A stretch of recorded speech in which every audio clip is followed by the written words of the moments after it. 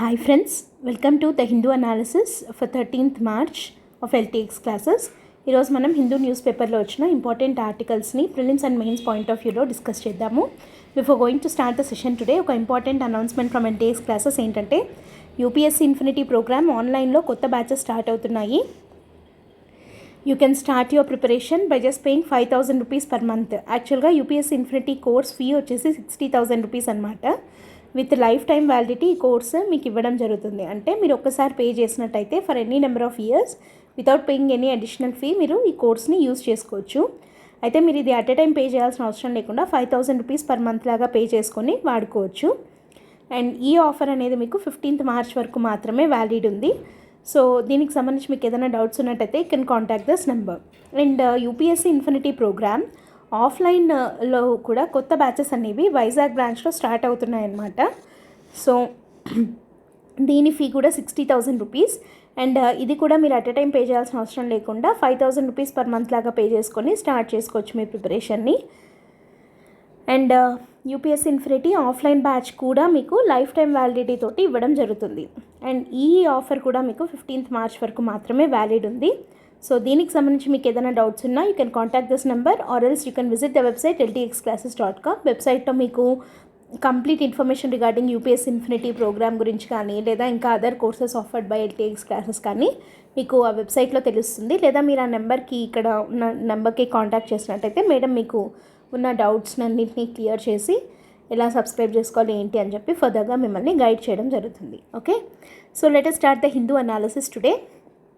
ఈరోజు హిందూ న్యూస్ పేపర్లో వచ్చిన ఇంపార్టెంట్ ఆర్టికల్స్లో 3 ప్రిలిమ్స్ పాయింట్ ఆఫ్ వ్యూలో ఉన్నాయి అండ్ 2 మెయిన్స్ పాయింట్ ఆఫ్ వ్యూలో మనం చూడాల్సిన ఉన్నాయన్నమాట. సో అవి ఏంటి అన్నది ఒకసారి చూద్దాము. అండ్ మిగతా ఆర్టికల్స్ మోర్ ఆర్ లెస్ నిన్నటి ఆర్టికల్స్కి కంటిన్యూయేషన్ టాపిక్స్ లాగా ఉన్నాయి కాబట్టి వాటి గురించి టచ్ చేయట్లేదు. కొత్తగా వచ్చినవి ఏంటి అంటే ఈరోజు ఫస్ట్ ఇది వచ్చేసి Bharat Shakti tri service exercise at Pokhran ఒకటి. And CAA won't impact Indian Muslims అని చెప్పి సెంట్రల్ గవర్నమెంట్ చెప్తోంది, అదొకటి. And India was top arms importer in 2019-23 అని చెప్పి ఒక ఫైండింగ్ అనమాట ఇది. సో ఇవి 3 మనము ప్రిలిమ్స్ పాయింట్ ఆఫ్ వ్యూలో డిస్కస్ చేయాల్సినవి. అండ్ మెయిన్స్ పాయింట్ ఆఫ్ వ్యూలో వచ్చేసి ఎడిటోరియల్ ఆర్టికల్స్ ఏమేమి వచ్చాయంటే ఒకటి వచ్చి intra group caste variances equality and the court gauge అని చెప్పి ఒకటి.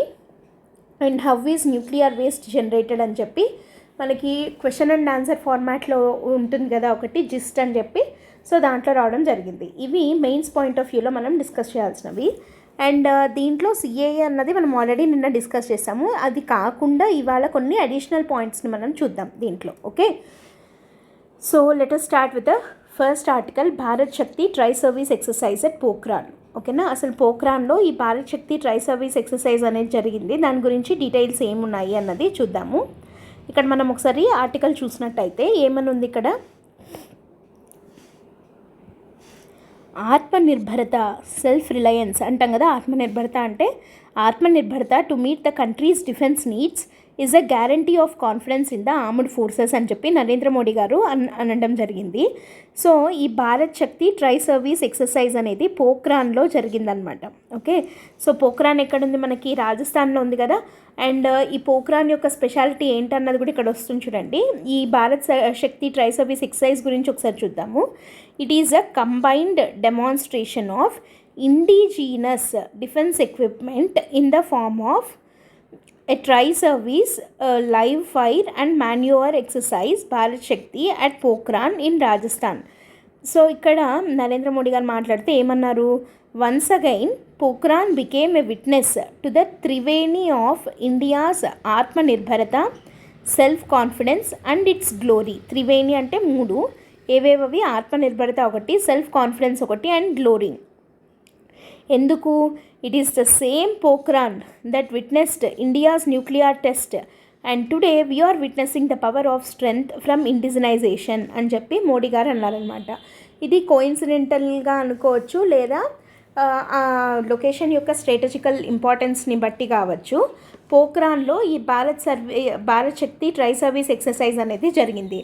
అండ్ ఇదే పోఖ్రాన్లో ఒకప్పుడు ఫస్ట్ మనం ఏం జరిగింది, మన న్యూక్లియర్ టెస్ట్ డెమాన్స్ట్రేషన్ కూడా జరిగిండేది ఎక్కడ ఫస్ట్ టైం స్మైలింగ్ బుద్ధ అంటారు కదా, అది పోఖ్రాన్లోనే కదా జరిగింది, రాజస్థాన్లో. సో ఈ పోఖ్రాన్ అనేది రెండిటికి విట్నెస్గా ఉంది. అండ్ ఇది ఇండిజినైజేషన్, మన సెల్ఫ్ రిలయన్స్ అంటే ఆత్మనిర్భరత అంటాం కదా, సో దానికి ఒక విట్నెస్గా ఈ ఎక్సర్సైజ్ అనేది నిలబడింది అని చెప్పి మోడీ గారు చెప్పడం జరిగిందనమాట. సో అసలు ఈ భారత్ శక్తి అనే దాని గురించి చూసే కన్నా ముందు ఇక్కడ ఏముందో చూద్దాం. During this period the defence production of the country has doubled to more than 1 lakh crore. Over 150 defense startups have taken off and defense forces have given them orders worth 1800 crore అని చెప్పి మోడీ గారు అన్నారు. ఇక్కడ మనము ఈరోజు వచ్చినటువంటి 2 articles ఒకదాంతో ఒకటి relate అయి ఉన్నాయి. ఒకసారి మనము పైన ఇందాక చూస్తున్న లిస్టులో ఫస్ట్ది అండ్ థర్డ్ది మనం ఒకసారి చూసినట్టయితే ఏముంది చూడండి, Bharat Shakti tri service exercise at Pokhran జరిగింది అని చెప్పి ఒకటి చెప్తున్నాము. అండ్ ఇంకోటి ఏంటి, India was top arms importer in 2019 to 2023. 2019-2023 మధ్య ఈ 5 కాలంలో ఇండియా టాప్ ఆర్మ్స్ ఇంపోర్టర్గా ఉంది అని ఒక ఆర్టికల్ వచ్చింది. వేరాస్ ఇంకో చోట Bharat Shakti tri service exercise జరిగింది పోఖ్రాన్లో అని అంటున్నాం. సో ఈ రెండింటి యొక్క లింక్ ఏంటి అని అంటే, ఒకటేమో ఈ ట్రై సర్వీస్ ఎక్సర్సైజ్లో డెమాన్స్ట్రేట్ చేసినటువంటివి అన్నీ కూడా ఇండిజినస్లీ డెవలప్డ్. సో మన ఇండిజినస్గా మనము డిఫెన్స్ డెవలప్మెంట్ చేసుకుంటున్నాము అని చెప్పి ఒక ఆర్టికల్ ఉంది. అండ్ ఇంకో చోట చూసినట్టయితే మనము టాప్ ఆర్మ్స్ ఇంపోర్టర్గా ఉన్నాము ఇన్ 2019-2023 మధ్యకాలంలో అని చెప్పి ఒక ఆర్టికల్ వచ్చింది. సో ఇక్కడ మనం ఏం చూడాలి అంటే, ఒక పక్క అయితే మనము ఇండిజినైజేషన్ అని అంటున్నప్పటికీ మనం ఇంకా still we are top arms importer, ఇంకా మనము వేరే కంట్రీస్ నుంచి మనం ఇంపోర్ట్ చేసుకుంటున్నాము అని చెప్పి. అండ్ ఇక్కడ మోడీ గారు ఏమంటున్నారు, ఇక్కడ ద డిఫెన్స్ ప్రొడక్షన్ ఇండిజినైజేషన్ అంటే ఏంటి, ఇండియాలో లోకల్గా మనకు కావాల్సిన డిఫెన్స్ ఎక్విప్మెంట్ని కానివ్వండి, టెక్నాలజీని కానివ్వండి, ఇండిజినస్గా మనమే డెవలప్ చేసుకోవడం. So defence production of the country has doubled to more than 1 lakh crore, double అయ్యింది. అండ్ ఓవర్ 150 డిఫెన్స్ స్టార్టప్స్ అనేవి ఏర్పాటు అయ్యాయి కొత్తగా. 150 డిఫెన్స్ రిలేటెడ్ స్టార్టప్స్ కొత్తగా 150 వచ్చాయి. అండ్ వాటికి డిఫెన్స్ ఫోర్సెస్ అంటే ఆర్మీ కానీ, నేవీ కానీ, ఎయిర్ ఫోర్స్ కానీ వీళ్ళు ఎంత వర్త్ ఆర్డర్స్ ఇచ్చారు, 1800 crore వర్త్ ఆర్డర్స్ ఇచ్చారు. అంటే ఇంపోర్ట్ చేసుకోకుండా మనకు లోకల్గా ఇండియాలో పెట్టినటువంటి ఈ డిఫెన్స్ స్టార్టప్స్కి 1800 crore వర్త్ ఆర్డర్స్ని ఇవ్వడం జరిగింది అని చెప్పి చెప్తున్నారు అనమాట. And the idea of Viksit Bharat అంటే డెవలప్డ్ ఇండియా అంటాం కదా, ఇదే కదా ఇప్పుడు మన గోల్ 2047కి వికసిత్ భారత్ గోల్ రీచ్ అవ్వాలి అని. So the idea of Viksit Bharat is unimaginable without Atmanirbhar Bharat.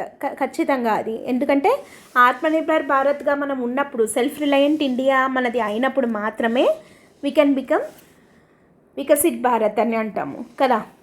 So దానికోసం పర్టికులర్గా డిఫెన్స్ ఇండిజినైజేషన్ అన్నది ఇంకా ఇంపార్టెంట్. ఏ కంట్రీ మీద మనము డిపెండ్ అవ్వకూడదు. India was laying emphasis on self Reliance from the production of edible oils దగ్గర నుంచి ఫైటర్ జెట్స్ వరకు ప్రతి ఒక్క సెక్టార్లో ఎడిబుల్ ఆయిల్స్ దగ్గర నుంచి ఫైటర్ జెట్స్ వరకు, అంటే చిన్నదాని దగ్గర నుంచి పెద్దదాని వరకు మనము సెల్ఫ్ రిలయన్స్ని స్ట్రెస్ చేస్తున్నాము. అంటే ఆత్మనిర్భరతాన్ని అచీవ్ చేయాలి అని చూస్తున్నాము. India's tanks, cannons, fighter jets, helicopters, missile systems, ఇవి కాకుండా ఇంకా డిఫెన్స్ టెక్నాలజీ ఉంటుంది కదా, ఇవి ఆర్మ్స్ కాకుండా టెక్నాలజీ కూడా ఇండిజినస్గా మనము డెవలప్ చేయాలి అని చెప్పి అనుకుంటున్నాము అని చెప్పి అంటున్నాను అనమాట. Indian armed forces to counter the threats across land, air, sea, cyber and space domains. ఎన్ని డొమైన్స్ ఉన్నాయి చూడండి, థ్రెట్స్ మనకి ఎన్ని రకాలుగా రావచ్చు. ఓన్లీ ఒకప్పుడు ల్యాండ్, ఎయిర్, సీనే ఉండేది, కానీ ఇప్పుడు కొత్త డొమైన్స్ ఏమున్నాయి, సైబర్ డొమైన్ అనేది ఒక పెద్ద థ్రెట్గా మారింది. Cyber malware attacks, ransomware attacks ఇవి జరుగుతున్నాయి. అండ్ స్పేస్ డొమైన్స్లో కూడా మన మీద అటాక్స్ని తట్టుకునేదానికి వీలుగా డిఫెన్స్ ప్రొక్యూర్మెంట్లు చేసుకోవాలి. ఇండిజినస్గా మనము డిఫెన్స్ వెపన్స్ని డెవలప్ చేసుకోవాలి అని చెప్పి అన్న ఉద్దేశంతో, ఆబ్జెక్టివ్ తోటే ఇట్లాంటి ఎక్సర్సైజెస్ జరుగుతున్నాయి అన్నమాట. అట్లాంటి ఎక్సర్సైజే Bharat Shakti tri service exercise. ఇది పోఖ్రాన్లో జరిగింది. ఇప్పుడు దీనికి సంబంధించి ఒకసారి ఫ్యూ డీటెయిల్స్ చూద్దాము. భారత్ శక్తి అంటే ఇది ఒక ట్రై సర్వీస్ ఎక్సర్సైజ్. మనకి క్వశ్చన్స్ ఎట్లా అడుగుతారు దీని మీద, ఇది పర్టికులర్గా మనకి స్టేట్ పబ్లిక్ సర్వీస్ కమిషన్స్లో ఇట్లాంటి మిలిటరీ ఎక్సర్సైజెస్ మీద ఖచ్చితంగా ఒక క్వశ్చన్ అయితే వస్తుందన్నమాట. అంటే కొన్ని ఆపరేషన్స్ ఉంటాయి కదా, వాటి ఇప్పుడు ఆపరేషన్ ఏదేమంటారు జిమెక్స్ అంటే ఎవరెవరి మధ్య జపాన్ ఇండియా మిలిటరీ ఎక్సర్సైజ్ అట్లాంటివి అనమాట. సో అది ట్రై సర్వీస్ ఎక్సర్సైజా, లేకపోతే ఆర్మీ వాళ్ళదా, నేవీ వాళ్ళదా, ఎయిర్ ఫోర్స్ వాళ్ళదా, కోస్ట్ గార్డ్ వాళ్ళదా, అట్లాంటివి చాలా జాగ్రత్తగా మనం చదవాలి. సో ఇక్కడ భారత్ శక్తి అనేది వచ్చేసి ఒక ట్రై సర్వీస్ ఎక్సర్సైజ్. అండ్ దీంట్లో వెరీ ఇంపార్టెంట్ పాయింట్ ఏంటి అంటే it showcases the indigenously manufactured weapons only. ఇట్లాంటివి డేంజర్ వర్డ్స్, కొంచెం జాగ్రత్తగా చూడాలి. అంటే కేవలం ఇండిజీనస్గా మ్యానుఫ్యాక్చర్ అయిన వెపన్స్ని మాత్రమే షోకేస్ చేస్తారు ఈ ఎక్సర్సైజ్లో భాగంగా. మనం ఇంతసేపు మాట్లాడుకున్నది అదే కదా, సెల్ఫ్ రిలయన్స్ని చూపించుకోవడానికి. ఓకే, సో ఇండిజీనస్గా డెవలప్ చేసిన మ్యానుఫ్యాక్చర్ చేసిన వాటిని మాత్రమే only. Next, concept of self reliant India will be demonstrated with this exercise కదా. అండ్ ఇక్కడ వీళ్ళు డెమాన్స్ట్రేట్ చేసిన కొన్ని వెపన్స్ ఏవేవి అని అంటే జస్ట్ ఊరికే ఇది ఏమీ అడుగుతారని కాదు, తెలుసుకోవడం కోసం. తేజస్ ఫైటర్ ప్లేన్ కానివ్వండి, K9 ఆర్టిలరీ గన్, ఇండిజీనస్గా డెవలప్ చేసిన డ్రోన్స్ కొన్ని, తర్వాత పినాకా అనేది మల్టీ బ్యారెల్ రాకెట్ లాంచర్ అనమాట. ఈ పినాకా, తర్వాత షార్ట్ రేంజ్ మిసైల్స్, వీటినన్నిటిని ఈ Bharat Shakti tri service ఎక్సర్సైజ్లో and ఇవి కాక కొంచెం డిఫెన్స్ టెక్నాలజీని కూడా డెమాన్స్ట్రేట్ చేయడం జరిగిందనమాట. ఇది జరిగింది ఎక్కడ, పోఖ్రాన్లో. ఇది ట్రై సర్వీస్ ఎక్సర్సైజ్ అండ్ ఇక్కడ ఓన్లీ ఇండిజినస్లీ మ్యానుఫ్యాక్చర్డ్ వెపన్స్ని మాత్రమే డెమాన్స్ట్రేట్ చేయడం జరిగింది. ఓకే, సో ఈ బ్యాక్డ్రాప్లో మనము తెలుసుకోవాల్సిన ఇంకొక చిన్న ఫ్యాక్ట్స్ ఏంటి అని అంటే, ట్రై సర్వీస్ ఎక్సర్సైజ్ అంటున్నాం కదా, అంటే army, navy and air force. So వీటి చీఫ్ ఆఫ్ స్టాఫ్స్ వాళ్ళ పేర్లు కూడా ఒకసారి మనం చూసి పెట్టుకొని ఉంటే పర్సన్స్ ఇన్ న్యూస్ అట్లాంటి దానికి కేటగిరీ కింద ఒకవేళ అడిగినా మనం ఆన్సర్ చేయొచ్చు అనమాట. అగైన్ ఐఎమ్ టెల్లింగ్, ఇట్లాంటివి సివిల్స్లో అయితే అడగరు, స్టేట్ పబ్లిక్ సర్వీస్ కమిషన్ ఎగ్జామ్స్లో అడగచ్చు. Okay, chief of army staff ఎవరు అంటే Manoj Pandey, chief of navy staff వచ్చేసి admiral Harikumar, chief of air staff వచ్చేసి air chief marshal వివేక్రామ్ Chowdary, and chief of defence staff వచ్చేసి లెఫ్టినెంట్ జనరల్ అనిల్ చౌహాన్. ఈయన రిటైర్డ్ లెఫ్టినెంట్ జనరల్ అనమాట. ఈయన చీఫ్ ఆఫ్ డిఫెన్స్ స్టాఫ్ అంటే ఏంటి, వీళ్ళ ముగ్గురికి చీఫ్ లాగా. So chief of defence staff ఎవరు అంటే lieutenant general Anil Chauhan. He was the second person to get appointed to this post. Already మనకు తెలుసు దట్ ఫస్ట్ పర్సన్ అంటే చీఫ్ ఆఫ్ డిఫెన్స్ స్టాఫ్ అనేది ఒకటి తెచ్చిన తర్వాత చీఫ్ ఆఫ్ డిఫెన్స్ స్టాఫ్ అయిన పర్సన్ ఎవరు అంటే జనరల్ బిపిన్ రావత్ గారు. అయితే ఆయన యాక్సిడెంట్లో చనిపోయారు కదా, సో ఆయన తర్వాత second person to get appointed to that post is lieutenant general Anil Chauhan అనమాట. ఓకే, సో ఇది ఈ ఫస్ట్ ఆర్టికల్కి సంబంధించి మనం గుర్తుపెట్టుకోవాల్సినటువంటి points. Okay, let us move on to the second article. మనము నిన్న ఆల్రెడీ డిస్కస్ చేయడం జరిగింది. ఏంటి, citizenship amendment act 2019 act pass అయిన తర్వాత దాని నోటిఫికేషన్ని నిన్న ఇష్యూ చేయడం జరిగింది అని చెప్పి. సో దానికి సంబంధించి ఒక ఆర్టికల్ వచ్చింది. దీని రిలేటెడ్ మనము ఇంకా కొన్ని important points related to citizenship ఈరోజు మనం డిస్కస్ చేద్దాం. ఓకే, సో ఇక్కడ ఈ ఆర్టికల్ హెడ్లైన్ ఏమనుంది, CAA won't impact citizenship of Indian Muslims అని చెప్పి ఎవరంటున్నారు, సెంట్రల్ గవర్నమెంట్ అంటోంది. ఎందుకు ఈ మాట అనాల్సి వచ్చింది అని అంటే, మనము నిన్న ఆల్రెడీ CAA అంటే ఏంటి అని చెప్పుకున్నాము. ఆఫ్ఘనిస్తాన్, పాకిస్తాన్, బంగ్లాదేశ్ ఈ 3 ముస్లిం మెజారిటీ కంట్రీస్లో రిలీజియస్ పర్సిక్యూషన్కి గురవుతున్నటువంటి రిలీజియస్ మైనారిటీస్ ఆ కంట్రీస్లో ఎవరైతే ఉన్నారో, అంటే లైక్ ఎవరు, హిందూస్, సిఖ్స్, బుద్ధిస్టులు, పార్సీస్, క్రిస్టియన్స్ వీళ్ళు ఉన్నారు కదా. సో వాళ్ళు ఒకవేళ మైగ్రేట్ అయ్యి ఇండియాకి కనుక వస్తే దెన్ వాళ్ళు eligible to apply for Indian citizenship. దాంట్లో 11 years ఉన్న ఆ టైం లైన్ని రెడ్యూస్ చేసి 5 yearsకి తగ్గించి న్యాచురలైజేషన్ ద్వారా వాళ్ళకి సిటిజన్షిప్ అనేది కొంచెం ఈజీ అయ్యేలాగా చేయడం జరిగింది త్రూ సిటిజన్షిప్ అమెండ్మెంట్ యాక్ట్. అయితే ఇక్కడ ముస్లిమ్స్ ఎందుకు దీన్ని ఎక్కువగా, ఇండియాలో ఉన్న ముస్లిమ్స్ ఎందుకు దీన్ని క్రిటిసైజ్ చేస్తున్నారు, ఎందుకు అపోజ్ చేస్తున్నారు ఈ CAAని అని అంటే, విత్ అ ఫియర్ దట్ ఏమని అని అంటే, ఇక్కడ ఉన్నటువంటి ముస్లిమ్స్ని ఒకవేళ ఇల్లీగల్ మైగ్రెంట్స్ వీళ్ళు అన్న పేరుతోటి సిటిజన్షిప్ రద్దు చేయడం కానీ ఇట్లాంటివి ఏమన్నా అవుతాయేమో అన్న అప్రహెన్షన్స్ కొన్ని వాళ్ళకి ఉన్నాయి. సో కాబట్టి అట్లా అలాంటి ఫియర్ తోటి వాళ్ళు ఉన్నారు కాబట్టి సెంట్రల్ గవర్నమెంట్ ఏమని చెప్తుంది, CAA won't impact citizenship of Indian Muslims అని చెప్పిందనమాట. సో ఇక్కడ దీని రిలేటెడ్ వాళ్ళు ఏమంటున్నారు అన్నది ఒకసారి చూద్దాం మనం. No Indian citizen would be asked to produce any document to prove his citizenship after this act. అంటే ఏమని రూమర్స్ వస్తున్నాయి అని అంటే ముస్లిమ్స్ని వాళ్ళ సిటిజన్షిప్ కరెక్ట్ నిజమైనది అని చెప్పి ప్రూవ్ చేసుకోవడానికి అని డాక్యుమెంట్స్ అడుగుతారు. అండ్ వాళ్ళని ఇల్లీగల్ మైగ్రెంట్స్ అన్న పేరుతోటి వాళ్ళ సిటిజన్షిప్ని రద్దు చేసేస్తారు, ఇట్లాంటివి అంటున్నారు. అండ్ ఇంకా ఒక క్రిటిసిజం ఏంటి అని అంటే మనకి మయన్మార్ నుంచి వచ్చిన రోహింగ్యాస్ని సిటిజన్స్గా ఒప్పుకోలేదు కదా సిఏఏ కింద. అంటే వాళ్ళు ఓన్లీ నాన్ ముస్లిమ్స్కి మాత్రమే ఇవ్వడము అన్నది కూడా ఇండియాలో ఉన్న ముస్లిమ్స్కి అగెయిన్స్ట్గా ఉంది అన్నట్టు క్రిటిసిజం ఫేస్ చేసింది సిఏఏ. కాబట్టి దాని మీద క్లారిఫికేషన్ ఇస్తూ సెంట్రల్ గవర్నమెంట్ ఏమనంటోంది, no Indian citizen would be asked to produce any document to prove his citizenship after this act.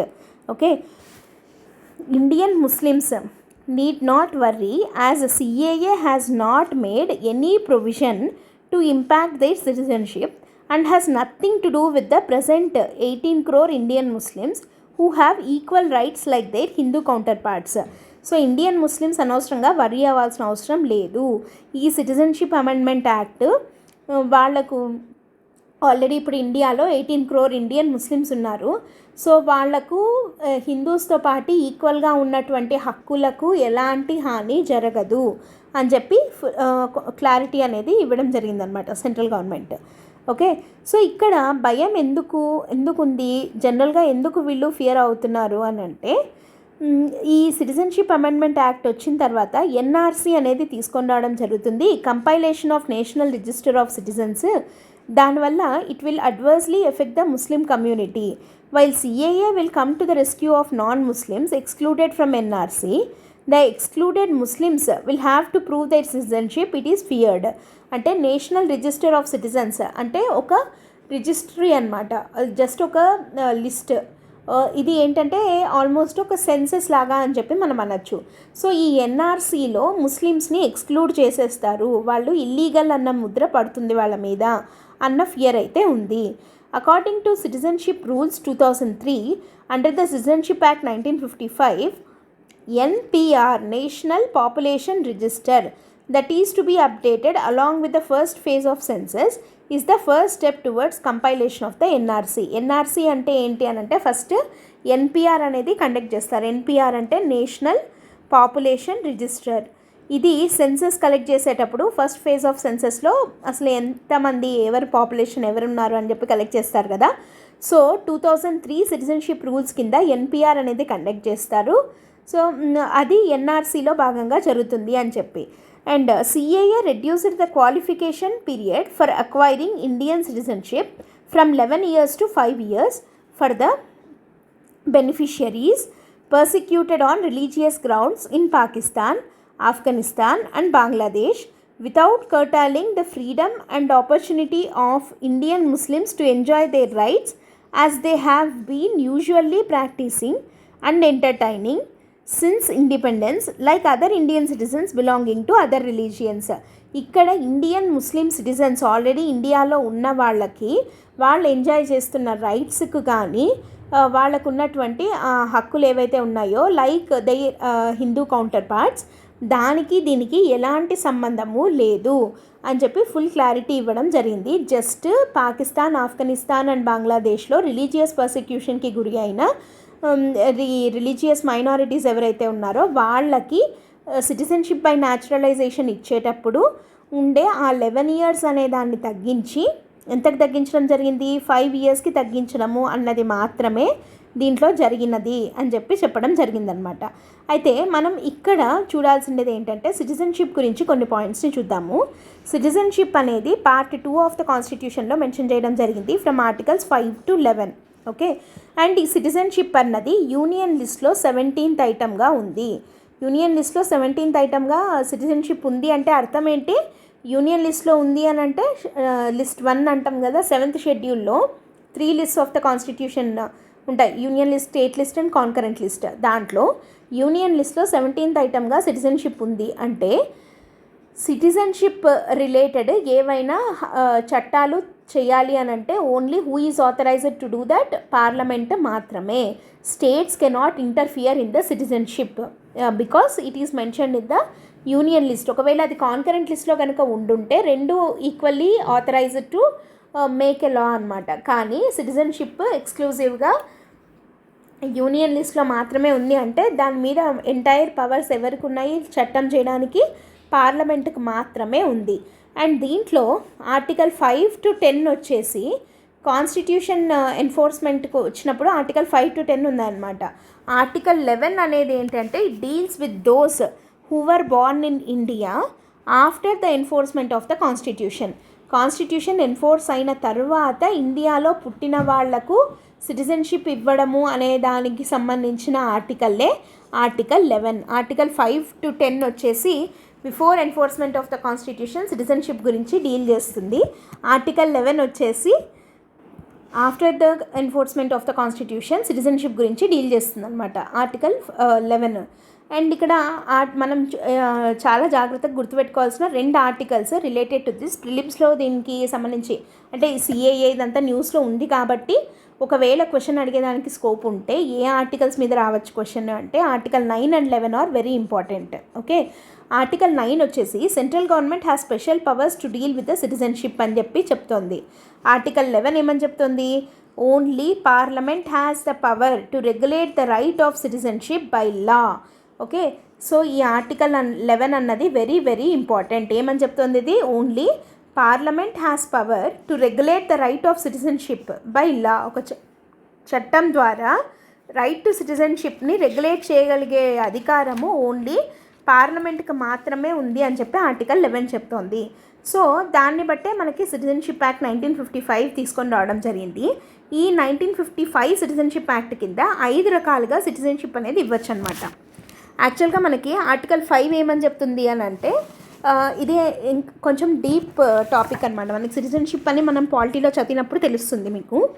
Article 5 ఏం చెప్తుంది, 1950 January 26 అంటే ఎన్ఫోర్స్మెంట్ ఆఫ్ ద కాన్స్టిట్యూషన్ లోపు ఇండియాలో పుట్టిన వాళ్ళు, ఫారిన్లో పుట్టిన వాళ్ళ పేరెంట్స్ ఒకవేళ ఒక్కరన్నా ఇండియన్ సిటిజన్ అయినట్టయితే అండ్ వాళ్ళు 5 ఏళ్ళు ఇండియాలో కనుక ఉండుంటే దెన్ వాళ్ళు ఇండియన్ సిటిజన్స్ అవుతారు అని చెప్పి ఆర్టికల్ నెంబర్ 5 చెప్తోంది. ఓకే, ఆర్టికల్ నెంబర్ 6 ఏమని చెప్తోంది అని అంటే ఆర్టికల్ నెంబర్ 6 ఏమని చెప్తోంది అని అంటే పాకిస్తాన్ నుండి వలస వచ్చిన వాళ్ళకి పౌరసత్వం గురించి మాట్లాడేది ఆర్టికల్ నెంబర్ 6 అనమాట. ఇది వెరీ ఇంపార్టెంట్. ఆర్టికల్ 6లో మళ్ళీ పర్టికులర్గా 6A ఏమని చెప్తుంది అంటే మనకి గవర్నమెంట్ ఆఫ్ ఇండియా యాక్ట్ 1935 ఉంది కదా. సో 1935 యాక్ట్ ప్రకారము ఒక పర్సన్ కానీ లేదా అతని పేరెంట్స్ కానీ లేదా అతని గ్రాండ్ పేరెంట్స్ కానీ ఒకవేళ ఇండియన్ సిటిజన్ కనుక అయితే పాకిస్తాన్ నుండి వలస వచ్చినా కానీ అప్పుడు అతను ఇండియన్ సిటిజనే అవుతాడు అని చెప్పి article 6A చెప్తోందనమాట.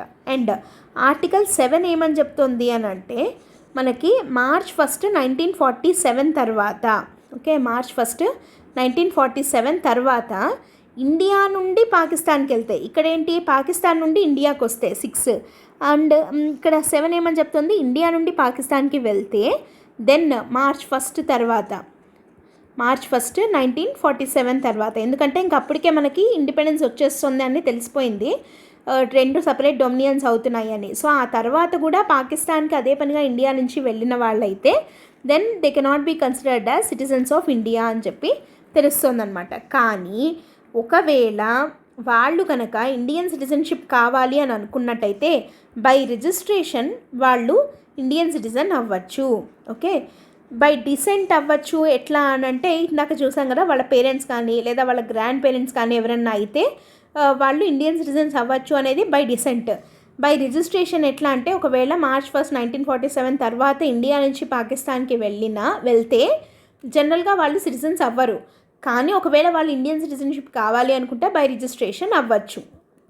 Okay, and article 8 ఏమని చెప్తుంది, ఫారిన్కి వలస వెళ్ళిన వాళ్ళకి సిటిజన్షిప్ అప్లై చేసుకోవాలి అని అంటే వేరే కంట్రీస్కి ఎక్కడికైనా వెళ్ళుంటారు కానీ తర్వాత మళ్ళీ వాళ్ళు ఇండియన్ సిటిజన్షిప్కి అప్లై చేసుకోవాలి అంటే అండర్ ఆర్టికల్ 8 చేసుకోవచ్చు అనమాట. ఆర్టికల్ 9 ఏమని చెప్తోంది, సిటిజన్షిప్ యాక్ట్ 1955 ప్రకారము సెంట్రల్ గవర్నమెంట్కి స్పెషల్ పవర్స్ ఉన్నాయి టు డీల్ విత్ సిటిజన్షిప్ అని చెప్పి ఇక్కడ ఆర్టికల్ 9 చెప్తోంది కదా. సో దాని ప్రకారము 5 రకాలుగా ఉన్నాయన్నమాట. ఏంటి ఆ 5 రకాల సిటిజన్షిప్ అంటే by birth, by descent, by registration, by naturalisation, by incorporation of territory. Okay, by incorporation of the territory. So యాక్చువల్గా ఈ సిటిజన్షిప్ యాక్ట్ 1955 అనేది 2 ఇంపార్టెంట్ కాన్సెప్ట్స్ని బేస్ చేసుకొని ఈ యాక్ట్ని తీసుకొని రావడం జరిగిందనమాట. ఒకటి ఏంటి అని అంటే జస్ట్ సోలీ అని ఒకటి అంటారు, అంటే రైట్ ఆఫ్ ద సాయిల్ అని చెప్పి. సో జస్ట్ సోలీ అనేది ఒకటి, బై డిసెంట్ ఒకటి, అంటే బై బర్త్ బై డిసెంట్ అనుకోవచ్చు సింపుల్గా చెప్పాలంటే.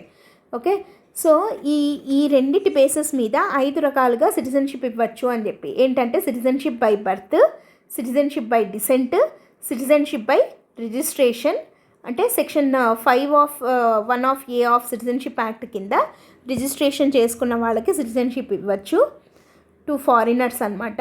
అంటే ఇది వచ్చేసి ఎవరన్నా ఇండియన్స్ని ఎవరన్నా ఫారినర్స్ పెళ్లి చేసుకొని వచ్చి ఉంటారు కదా, అప్పుడు బై రిజిస్ట్రేషన్ కిందనే వాళ్ళకి సిటిజన్షిప్ ఇవ్వడం జరుగుతుంది అలా. అండ్ బై న్యాచురలైజేషన్ వచ్చేసి సెక్షన్ 6 ఆఫ్ 1 బై న్యాచురలైజేషన్. ఇప్పుడు మనం మాట్లాడుతున్న సిటిజన్షిప్ యాక్ట్లో వీళ్ళకి సిటిజన్షిప్ వచ్చేది బై న్యాచురలైజేషన్ వస్తుందన్నమాట. అండ్ ఇక్కడ ఇంకొక very important point, by incorporation of territory అంటే ఒకవేళ ఇండియా ఏదైనా ఒక టెరిటరీ, ఏదైనా వేరే కంట్రీ టెరిటరీని మనం కలుపుకుంటే, ఇన్కార్పొరేట్ చేసుకుంటే, దెన్ ఆ citizens by incorporation of territory Indian citizens అవుతారనమాట. ఓకే, అది 5th కేటగిరీ. అయితే ఇక్కడ వెరీ ఇంపార్టెంట్ పాయింట్ మనం ఒకటి గుర్తుపెట్టుకోవాల్సినది ఏంటంటే బై న్యాచురలైజేషన్ కానీ లేదా బై బర్త్ కానీ సిటిజన్స్ ఎవరైతే అయ్యారో వాళ్ళు మాత్రమే ప్రెసిడెంట్ ఆఫ్ ఇండియా అవ్వడానికి ఎలిజిబుల్. ఇప్పుడు మనము ప్రెసిడెంట్ ఆఫ్ ఇండియా అన్న టాపిక్ చదివేటప్పుడు క్వాలిఫికేషన్స్లో ఫస్ట్ది సిటిజన్ ఆఫ్ ఇండియా అంటాం కదా. సో ఆ సిటిజన్ ఆఫ్ ఇండియా ఒక పర్సన్ ప్రెసిడెంట్ అవ్వాలి అని అంటే అతను సిటిజన్ ఆఫ్ ఇండియా అయి ఉండాలి.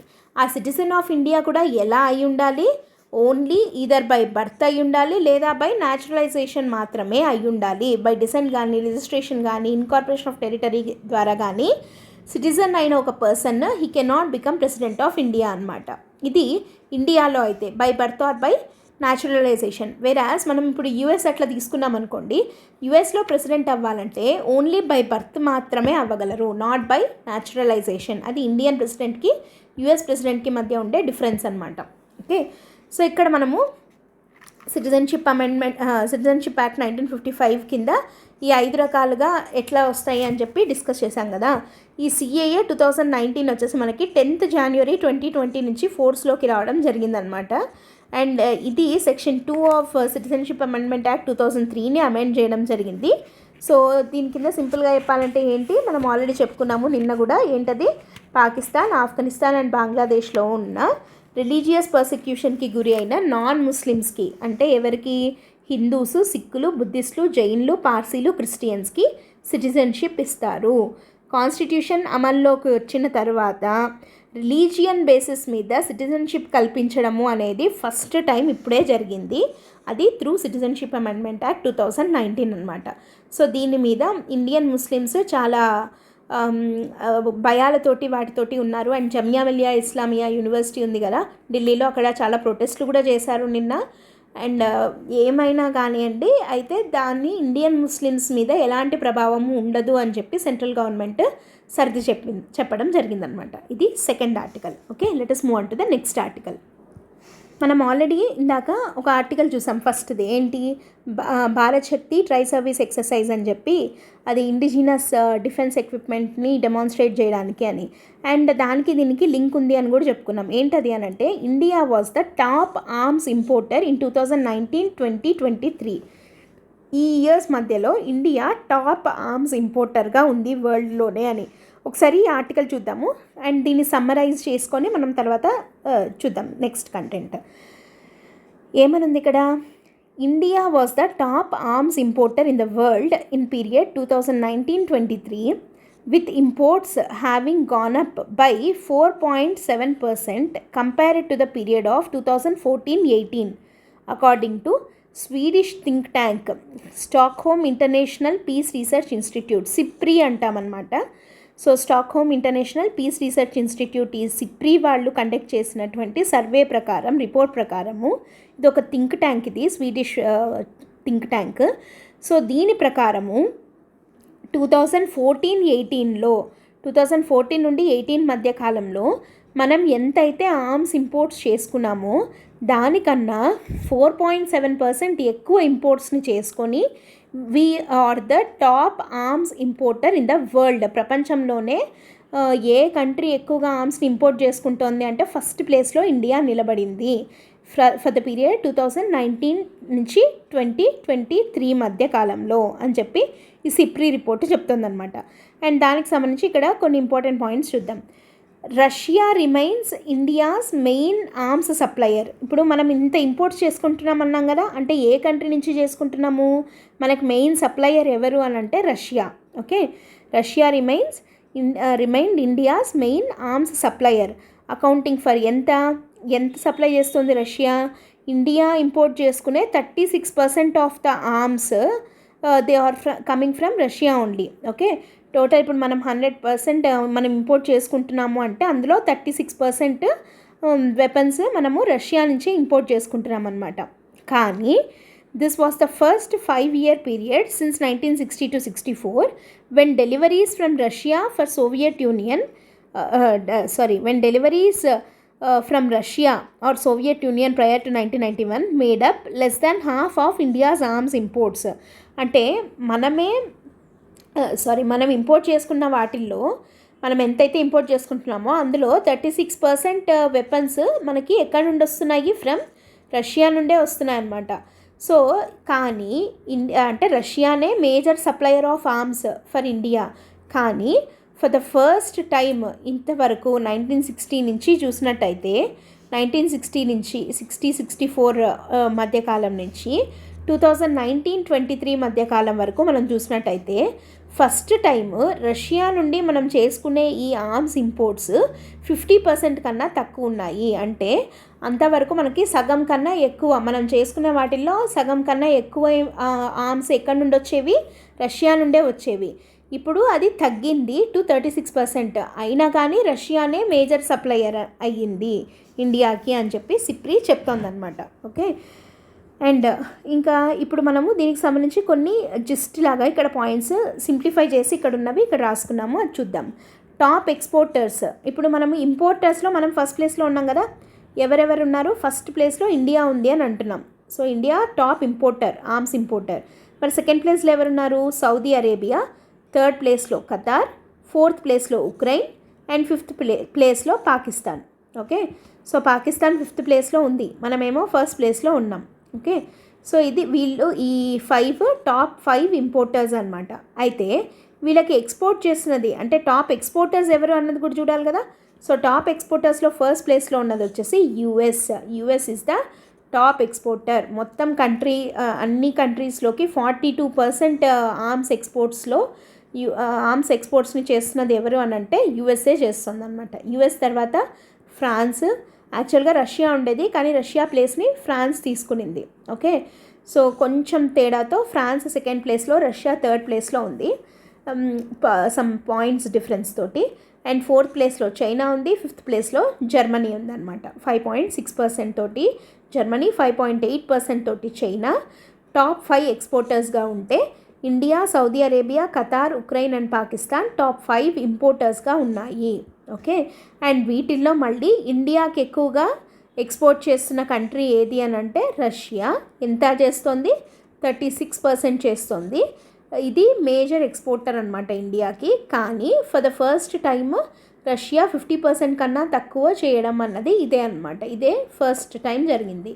అండ్ ఇంకా కొన్ని ట్రెండ్స్ ఏమున్నాయి అనేది చూస్తే European countries saw significant rise of 94% in arms imports. European countries 94% arms ఇంపోర్ట్స్ని పెంచుకున్నాయి, ఎక్కువగా చేసుకుంటున్నాయి అన్నమాట. అండ్ ఈ రష్యా ఉక్రెయిన్ కాన్ఫ్లిక్ట్ వీటి దృష్టిలో పెట్టుకుని ఈ పాయింట్ని మనం చూడాల్సి ఉంటుంది. అండ్ నెక్స్ట్ ఇంకా రీజియన్ వైజ్ చూద్దాము.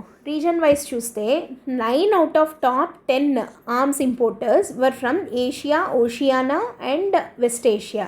సో ఒకసారి మనం ఇక్కడ టాప్ 5 చూసాం కదా, అలా టాప్ 10 కనుక మనం చూసినట్టయితే 9 countries Asia, Oceania and West Asia నుంచి ఉన్నాయి. ఉక్రెయిన్ కాకుండా మనము టాప్ 10లో టాప్ 9 ఈ కంట్రీస్ నుంచే ఉన్నాయి అని అంటే ఎక్కువగా ఇవి ఆర్మ్స్ని ఇంపోర్ట్ చేసుకుంటున్నాయి అని చెప్పి అర్థం కదా. సో అది. అండ్ నెక్స్ట్ బడ్జెటరీ అలొకేషన్ విషయానికి వస్తే రీసెంట్గా మనకి ఇంటరిమ్ బడ్జెట్ పెట్టడం జరిగింది కదా, సెంట్రల్ గవర్నమెంట్ 2024-25 ఫైనాన్షియల్ ఇయర్కి గాను పెట్టినటువంటి ఇంటరిమ్ బడ్జెట్లో డిఫెన్స్కి ఎంత అలొకేట్ చేయడం జరిగింది, 6.2 lakh crores were allocated to defence ministry. కానీ 6.2 lakh crores-లో 1.72 lakh crores కొత్త న్యూ ప్రొక్యూర్మెంట్స్ కోసము అలాట్ చేయడం జరిగింది. Okay, so that is 6.2 lakh crores-లో 1.72 lakh crores new procurements కోసం అలాట్ చేయడం జరిగింది. అంటే క్యాపిటల్ ఎక్స్పెండిచర్ లాగా అని అనుకోవచ్చు దీన్ని. సో అంటే ఏంటంటే అంతకుముందు ఇయర్ కన్నా, ప్రీవియస్ ఇయర్ కన్నా ఎంత ఎక్స్పెండిచర్ పెరిగింది అంటే 5.78% పెరిగింది. సో మనం ఏమంటున్నాము, టాప్ ఇంపోర్టర్గా మనం ఆల్రెడీ ఉన్నాము. ఆల్రెడీ మనం టాప్ ఇంపోర్టర్గా ఉన్నాము. అండ్ ఇప్పుడు కూడా మళ్ళీ ఈ ఇంటరిమ్ బడ్జెట్లో కూడా మనకి లాస్ట్ ఇయర్ కన్నా ఈసారి ఇంకా పెరిగింది, అలొకేషన్ పెరిగింది ప్రొక్యూర్మెంట్ కోసము అని అంటే ఏమని అర్థము, ఇంకా కూడా మనము ఆర్మ్స్ని ఇంకా ఎక్కువగా ఇంపోర్ట్ చేసుకోబోతున్నాము ఫర్ ద కమింగ్ ఇయర్ అని కూడా తెలుస్తోంది. సో ఒక పక్కేమో ఇండిజినైజేషన్ ఆఫ్ వెపన్స్ అని అంటున్నాం, ఆత్మనిర్భరత, సెల్ఫ్ రిలయంట్ ఇండియా ఉంటేనే వికసిత్ భారత్ అవుతుంది అని అంటున్నాము, ఇండిజినైజేషన్ చేస్తున్నాము అని అంటున్నాము అన్ని వెపన్స్లో కానివ్వండి, టెక్నాలజీలో కానివ్వండి. కానీ ఇంకో పక్క మాత్రం we are the major arms importer in the world అని కూడా మనకి రిపోర్ట్లన్నీ చెప్తున్నాయి. అండ్ కొత్తగా ప్రొక్యూర్మెంట్లు చేసుకోవడం కోసం అని చెప్పి 1.72 lakh crores అలొకేట్ చేయడం జరిగింది అని ఒక పక్క చెప్తున్నాము. అండ్ 150 డిఫెన్స్ స్టార్టప్స్కి 1800 crore వర్త్ ఆర్డర్స్ ఇస్తున్నారు army, navy and air force వాళ్ళు అని చెప్పి ఒక పక్క చెప్తున్నారు. సో రెండు అనేది కంప్లీట్ 2 డిఫరెంట్ సైట్స్ లాగా ఉన్నాయన్నమాట ఒక కాయిన్కి. ఒక పక్క హెవీ రిలయన్స్ ఆన్ ఇండిజినైజేషన్ అంటున్నాం, ఇంకో పక్క హెవీ రిలయన్స్ ఆన్ ఇంపోర్ట్స్ కూడా అవుతున్నాయి. సో దీని అర్థం ఏంటి అని అంటే మనకి రిక్వైర్మెంట్ అయితే ఉంది, కానీ ఇంకా మనకు కావాల్సినంత మనం సెల్ఫ్ రిలయంట్ అయ్యేంత టెక్నాలజీ కానీ లేదా అన్ని స్టార్టప్స్ కానీ దానికి సంబంధించి దాన్ని ఎంకరేజ్ చేయడానికి కానీ ఇంకా అంత సపోర్టివ్గా మన దగ్గర ఉన్నటువంటి ఏమంటారంటే టెక్నాలజీ లేదా ఏమంటారు హ్యూమన్ రిసోర్సెస్ కానీ ఇవన్నీ మనకు సరిపడా లేవు అన్నది తెలుస్తుంది. సో దాని మీద మనం వర్కౌట్ చేయాల్సిన అవసరం ఉంది. బికాస్ సెల్ఫ్ రిలయంట్గా మనం ఉంటే మాత్రమే మనము వికసిత్ భారత్ అవ్వడానికి స్కోప్ ఉంటుంది కదా. సో ఇది 3rd ఆర్టికల్ అనమాట. Okay, let us move on to the next article. Next article editorial article అనమాట. Intra group caste variances, equality and courts gauge అని చెప్పి ఒక ఆర్టికల్ రావడం జరిగింది. ఇది మనకి GS2లో government policies and interventions for the weaker sections అన్న దాని కింద వస్తుంది. ఇక్కడ యాక్చువల్గా ఈ ఆర్టికల్లో ఒకసారి మనము ఫస్ట్ పారాగ్రాఫ్ ఇందులో చూసిన తర్వాత మనం దీన్ని డైరెక్ట్గా జిస్ట్లోకి వెళ్ళిపోదాం. ఓకే, సో ఏమని ఉంది ఇక్కడ, soon a 7-judge bench of the Supreme Court of India will deliver its judgment in the state of Punjab versus Davinder Singh on a question of law that carries with it enormous significance for the future of affirmative action and reservations under the Constitution. Can state governments make a subclassification within the proportion prescribed to the SCs and STs in recruitment to the public employment? ఇది very very important మనకి. ఏంటిది అని అంటే మొత్తం ఇది దేని గురించి చెప్తోంది అని అంటే ఒక కేసులో వర్డిక్ట్ రాబోతోంది, సుప్రీంకోర్టు ఇవ్వబోతోంది. 7-judge bench of the supreme court constitution bench constitute అయిందనమాట. సో అది దేని మీద జడ్జ్మెంట్ని డెలివర్ చేయబోతోంది, ఏం కేసు అది అని అంటే state of Punjab versus Davinder Singh case అనమాట. సో ఇది అసలు ఈ కేసు దేని గురించి అని అంటే మనకు మామూలుగా కాన్స్టిట్యూషన్లో ఎస్సీస్ ఎస్టీస్కి కొన్ని స్పెషల్ ప్రొవిజన్స్ ఇవ్వడం జరిగింది కదా. సో వీళ్ళ వెల్ఫేర్ కోసము అని చెప్పి, ఎందుకంటే వీకర్ సెక్షన్స్ అని చెప్పి ఎస్సీస్ అండ్ ఎస్టీస్ కోసం అని చెప్పి ఈక్వాలిటీని ఆర్టికల్ 14 to 18 మనకి రైట్ టు ఈక్వాలిటీ ఉంది కదా, సో దీన్ని ఎన్ష్యూర్ చేయడం కోసము వీళ్ళకు పాజిటివ్ డిస్క్రిమినేషన్ చేయొచ్చు వీళ్ళని. సో పబ్లిక్ ఎంప్లాయ్మెంట్లో కానివ్వండి వీళ్ళకి స్పెషల్ ప్రొవిజన్స్ని కొన్నిటిని కల్పించడం జరిగింది ఎస్సీస్కి ఎస్టీస్కి కదా కాన్స్టిట్యూషన్లో. అయితే ఇక్కడ కేసు ఏంటి అని అంటే, ఇక్కడ ఒకసారి చూసినట్టయితే can state governments make a sub classification with in the proportion prescribed to the scheduled caste and scheduled tribes in recruitment the public employment. అయితే ఇక్కడ ఏం జరిగింది అని అంటే ఎస్సీస్కి ఎస్టీస్కి ఈక్వాలిటీ వాళ్ళని ఎంపవర్ చేయడం కోసము అని చెప్పి స్పెషల్ ప్రొవిజన్స్ని ఇచ్చారు, ఓకే. కానీ ఇప్పుడు దీంట్లో మళ్ళీ స్టేట్ గవర్నమెంట్స్ సబ్ కేటగిరైజేషన్ చెయ్యొచ్చా లేదా? సో ఈ సబ్ కేటగిరైజేషన్ ఆఫ్ ఎస్సీస్ అండ్ ఎస్టీస్ అన్నది చాలా చాలా పెద్ద కాంట్రవర్షియల్ టాపిక్ అవుతోంది అండ్ దాని మీద జడ్జ్మెంట్ ఒకటి పెండింగ్లో ఉందన్నమాట. సో అంటే ఏంటంటే ఇప్పుడు ఫర్ ఎగ్జాంపుల్ మనం తీసుకున్నట్టయితే ఇక్కడ పంజాబ్ కేసులో ఏం జరుగుతుంది అని అంటే మనకి ఇప్పుడు 50 ఒక సర్క్యులర్ని రిలీజ్ చేయడం జరిగిందనమాట పంజాబ్లో 1975లో. ఆ సర్క్యులర్ ఏమని చెప్తోంది అంటే out of the total seats reserved for ఎస్సీస్ in the state 50% of the vacancies would be offered to Valmikis and Mazhabi 6. ఇక్కడ మనకి ఎస్సీస్ ఉన్నారు, ఎస్సీస్కి ఎన్ని పోస్టులు అని సపోజ్ ఫర్ ఎగ్జాంపుల్ ఒక 100 వేకెన్సీస్ ఉన్నాయి అని అనుకుందాం ఎస్సీస్ కోసం అని చెప్పి. సో ఇక్కడ పంజాబ్ స్టేట్ ఏమని సర్క్యులర్ రిలీజ్ చేసింది అని అంటే మళ్ళీ ఇక్కడ ఎస్సీస్ అనే ఒక కేటగిరీలో ఉన్న అంటే రకరకాల క్యాస్ట్లు ఉంటాయి కదా, మళ్ళీ షెడ్యూల్డ్ క్యాస్ట్ అనేది ఒక గ్రూప్ ఆఫ్ క్యాస్ట్లు కదా వీళ్ళు. సో దీంట్లో మళ్ళీ ఫర్దర్గా అంటే మళ్ళీ వాళ్ళలోనే ఇంకా వీక్గా ఉన్నటువంటి 2 కేటగిరీస్, ఒకరు వచ్చేసి వాల్మీకీస్ అనే ఒక క్యాస్ట్ సబ్ క్యాస్ట్, తర్వాత మజాబీ 6 అనేవాళ్ళు ఇంకొక సబ్ క్యాస్ట్ అనమాట. సో వీళ్ళిద్దరూ పంజాబ్లో ఎస్సీస్ కేటగిరీ కింద ఉన్నారు, కానీ వీళ్ళు మిగతా ఎస్సీస్తో పోలిస్తే ఇంకా ఫర్దర్గా వీక్ డౌన్ ట్రోడన్గా ఉన్నటువంటి సబ్ క్యాస్ట్లు అనమాట.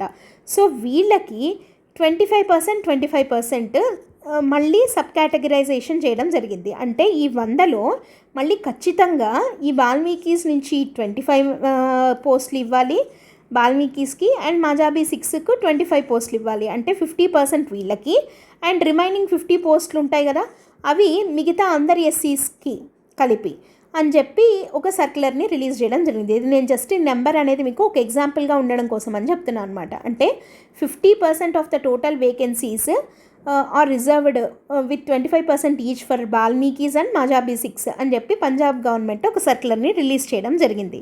అప్పుడు కాంట్రవర్సీ మొదలైంది. ఓకే, సో ఇప్పుడు ఒకసారి మనం దాని టైం లైన్ని చూద్దాం. ఇప్పుడు మనకు అర్థమయ్యే ఉంటుంది మీకు ఏంటది అంటే ఎస్సీస్కి అండ్ ఎస్టీస్కి రిజర్వేషన్ అనేది ఇవ్వడం జరుగుతుంది.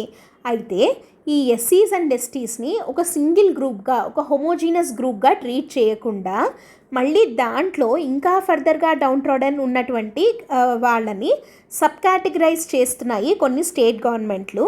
అయితే ఇప్పుడు స్టేట్ గవర్నమెంట్స్ అట్లా మళ్ళీ సబ్ కేటగరైజేషన్ చేసే అధికారం స్టేట్ గవర్నమెంట్కి ఉందా లేదా? ఓకే, ఇక్కడ మామూలుగా మనకి ఆర్టికల్ 341 వస్తుంది. President is authorised to declare అనమాట particular caste as scheduled caste లేదా షెడ్యూల్డ్ ఏరియా ట్రైబల్ ఏరియా అని చెప్పి ప్రెసిడెంట్ మాత్రమే చెప్పగలరు. మరి state governments are empowered to do that or not అన్నది ఇక్కడ ఇష్యూ. ఓకే, సో ఇప్పుడు దానికి సంబంధించి ఏం కేసులు ఉన్నాయి, ఆ టైం లైన్ ఏంటి అన్నది మనం ఒకసారి చూద్దాం. Okay, so legal tussle over sub categorisation of the scheduled caste 1975లో ఏమైంది ఇందాక మనం చెప్పుకోవడం జరిగింది. పంజాబ్ గవర్నమెంట్ ఒక సర్క్యులర్ని రిలీజ్ చేయడం జరిగింది. ఏంటది 25% ఎస్సీ రిజర్వేషన్ ఫర్ 2 కేటగిరీస్, ఎవరెవరు వాల్మీకీస్ ఇంకా మజాబీ 6కి అని చెప్పి ఇందాక చెప్పుకున్నాం కదా. సో ఇది first instance of existing reservations being sub classified by A state. అంటే మొట్టమొదటిసారిగా 1975లో ఉన్న రిజర్వేషన్స్ని మళ్ళీ సబ్ క్లాసిఫై చేయడము అన్నది జరిగిండేది. మొట్టమొదటిసారి ఎవరు చేశారు, ఏ స్టేట్ చేసింది? పంజాబ్ గవర్నమెంట్ చేసింది ఇన్ 1975. అండ్ ఇది లీగల్ హర్డిల్స్లోకి 2004లో పోయి పడింది. 75లో నుంచి చేసింది ఆల్రెడీ ఇంప్లిమెంట్ చేస్తుంటే, కానీ 2004లో లీగల్ హర్డిల్ని ఫేస్ చేయాల్సి వచ్చింది. ఎందుకు 2004లో చేసింది అంటే 2004లో AP state government SC rationalisation of reservations act 2000 అని చెప్పి సిమిలర్ టు పంజాబ్ ఒక యాక్ట్ని తీసుకొని రావడం జరిగిందనమాట. ఏంటంటే ఉన్న రిజర్వేషన్స్ని రేషనలైజ్ చేస్తూ ఒక యాక్ట్ని తీసుకొని రావడం జరిగింది. And this act was struck down by supreme court దీన్ని కొట్టివేయడం జరిగింది. ఎందుకు కొట్టేసింది అని అంటే violation of right to equality.